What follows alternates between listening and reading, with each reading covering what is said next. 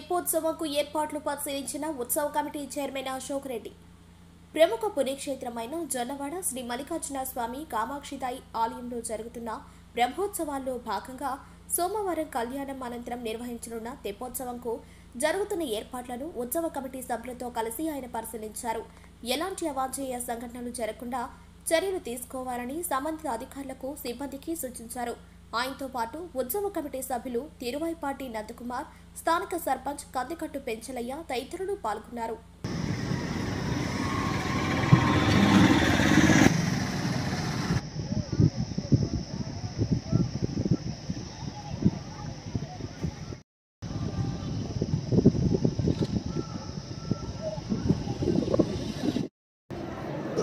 ఈరోజు జొన్నవాడ మల్లికార్జున స్వామి కామాక్షిదాయి బ్రహ్మోత్సవాలు అత్యంత వైభవంగా జరుగుతున్నాయి.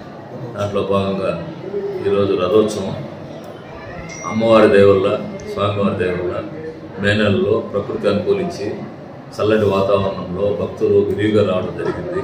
ఇది అమ్మవారి కృపాకటాక్షంగా అనుకుంటున్నాము. ఈ సంవత్సరం బ్రహ్మోత్సవాలు అత్యంత వైభవంగా జరుగుతున్నాయి.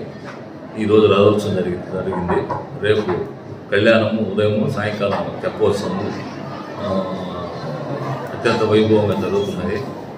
మమ్మల్ని నియమించిన కమిటీ చైర్మన్గా, కమిటీ సభ్యులుగా నియమించినటువంటి గౌరవనీయులు ఆనం రామనాయుడు గారు, దేవాదాయ శాఖ ఆనం రామనాయుడు గారు, గౌరవనీయులు ఎంపీ గారు మా వేమిరెడ్డి ప్రభాకర్ రెడ్డి గారు, గౌరవనీయులు మా శాసనసభ్యులు వేమిరెడ్డి ప్రశాంత్ రెడ్డి గారు, వాళ్ళు మాపై ఉంచిన నమ్మకాన్ని గుమ్ము చేయకుండా మేము అందరికీ ఇచ్చిన భక్తులందరికీ సహాయ సహకారాలు అందిస్తూ ఏ రకమైన ఇబ్బందులు లేకుండా మేము కార్యక్రమాన్ని విజయవంతం చేస్తున్నాము.